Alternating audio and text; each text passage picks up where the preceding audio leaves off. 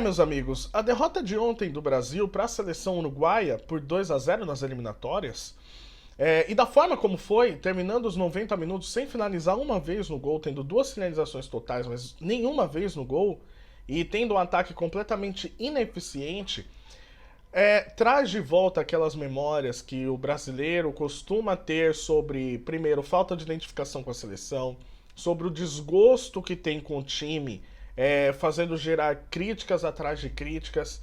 E é um momento muito curioso para a gente conseguir elencar algumas coisas e olhar principalmente para algum trabalho que tenha sido feito e a gente observar de uma outra forma.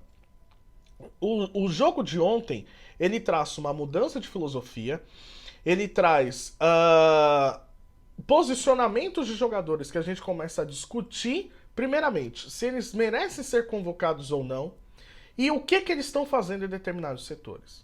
Se você pega o mapa e você observa o jogo novamente de ontem, você está vendo o Neymar buscando a bola entre os zagueiros, você está vendo o Neymar fazendo a armação do time desde trás, e o Casemiro passando a ser um homem muito mais adiantado.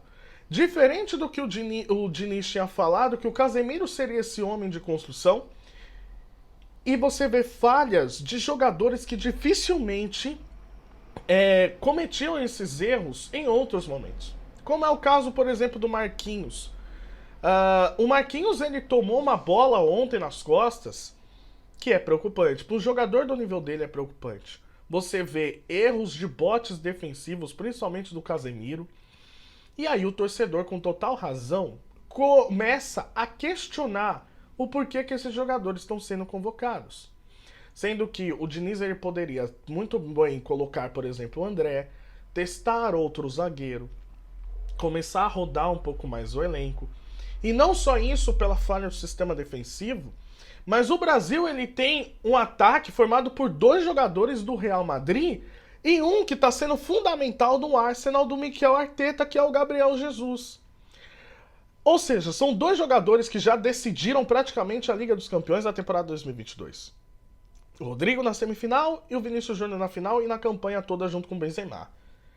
Você tem uma defesa que não está funcionando, você tem um meio-campo que está completamente ineficiente, que não tem criação, e que tá uma falta de identidade para os jogadores conseguirem se acostumar com o sistema de jogo do Diniz.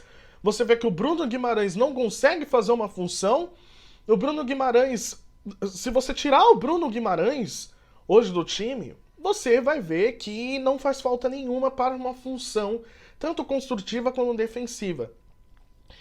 E você tem um ataque que está completamente ineficiente, terminando o jogo que não consegue finalizar. Então tá claramente visto que a seleção brasileira não consegue construir da maneira que imaginava o Fernando Diniz e não consegue se defender como vinha se defendendo há algum tempo. E isso faz com que fique um time completamente confuso e fique vulnerável aos seus adversários. O Brasil ontem, ele não testou outros jogadores, ele terminou completamente confuso, tendo o Richarlison armando o time, sendo que o Diniz ele poderia testar o Rafael Veiga como meio-campo. O Rafael Veiga entrou aos 40 do segundo tempo. Então passa uma sensação de que, infelizmente, o Fernando Diniz não está conseguindo botar as suas ideias ali. Eu não vou nem entrar no mérito sobre ser treinador da seleção ou não, mas que, infelizmente, essas críticas, e mesmo o Brasil terminando com mais posse de bola, mas terminando completamente inoperante, faz com que as pessoas questionem, olha, será que realmente esses jogadores merecem ser convocados? Será que deveria ter iniciado o ciclo com o Diniz? Isso é uma questão das pessoas. E aí você vê o Brasil começando a ter dificuldades nas eliminatórias, coisa que não vinha acontecendo, porque parando para lembrar, o Brasil não perdia para o Uruguai desde 2001.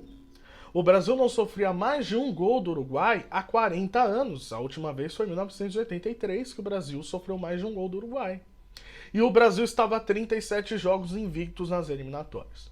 Tudo isso foi perdido ontem no estádio de Montevidéu. E aí a gente pode imaginar o seguinte, poxa, mas Brasil e Uruguai é um clássico. Pode perder? Pode. A gente está preparado para ver a seleção brasileira perder e assumir? Não. E aí que você abrindo comentários, que você conversando com várias pessoas vai conseguir entender.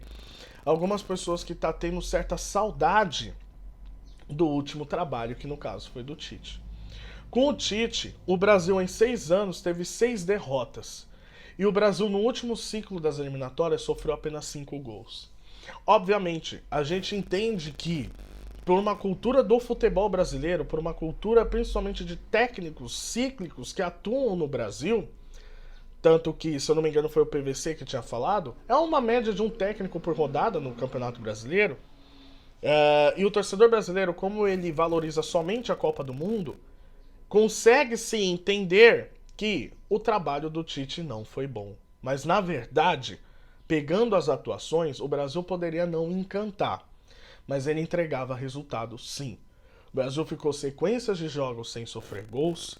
O Brasil ficou sequências de jogos somente ganhando.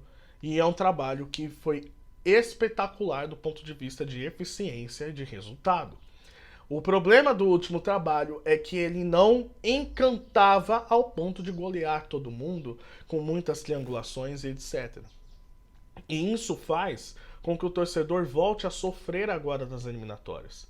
Porque, como eu disse, no último ciclo foram apenas 5 gols tomados. O Brasil não perdia jogo de eliminatória. E agora está voltando a ter esse costume de questionar o time sobre o próprio território sul-americano.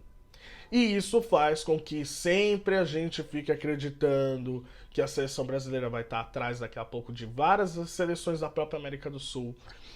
Isso chega na cabeça de vários jogadores também e o Brasil passa a ser desacreditado também. É um processo de reformulação?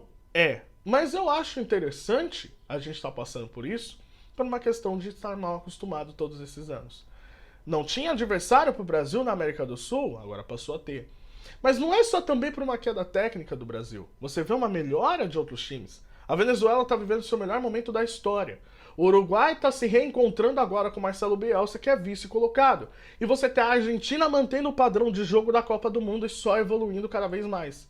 Mesmo tendo o Messi jogando na MLS, jogando nos Estados Unidos. Então você tem uma melhora dos outros times também para fazer frente à seleção brasileira. Não é só uma queda técnica da seleção brasileira. E isso juntando tudo, a gente consegue chegar à conclusão que a competitividade voltou. Por mais que eu ainda acho que o Brasil ele tem melhores jogadores do que todos os outros times. O Brasil tem uma seleção mais farta, porém basta botar ali num plano de jogo que tem uma organização. Lembrando, se o Ancelotti vier, é um ano e meio de trabalho até a Copa do Mundo, que ele vai ter que rapidamente arrumar a casa na seleção e aí vai ter que reconstruir o trabalho, porque o Ancelotti joga completamente diferente do Fernando Diniz. Então é um Brasil que vai se reencontrar consigo mesmo, é um Brasil que precisa entender o caminho que está tomando, porque se a competitividade voltou na competição sul-americana, então podemos imaginar que o sarrafo está cada vez mais alto. E o Brasil, infelizmente, está aqui. É algo curioso agora que vai acontecer, como a gente vai ver em comportamento do torcedor, comportamento da imprensa e como o Brasil vai ter que lidar com tudo isso. Mas hoje, infelizmente, o Brasil está muito abaixo. E estando muito abaixo, aí a gente precisa ver os comentários de outras pessoas. Lembrando um certo saudosismo, uma filosofia do passado que pode se repetir agora. Como, por exemplo, o Brasil ganhar Copas do Mundo no caos. É isso que está sendo dito. Poxa, precisamos olhar para um lado negativo, que o Brasil ele ganha no caos. Só que, por mais que para essas pessoas estejam bom o ambiente, elas se esquecem que antigamente o Brasil tinha pelo menos 2 craques na sua seleção que podiam resolver o jogo a qualquer momento. Hoje você só tem um e que infelizmente o Neymar não consegue mais entregar aparentemente tudo o que ele podia, por uma série de questões, principalmente por lesão. Então você querer repetir a fórmula do passado para hoje, acreditando que isso pode ser uma verdade, é um pouco complicado porque não estão analisando o contexto. Mas para essas pessoas está tudo bem. O que a gente precisa entender é que a seleção brasileira está passando por um momento em que estava completamente desacostumada a passar. E que vai ser interessante como é que vai lidar com tudo isso agora.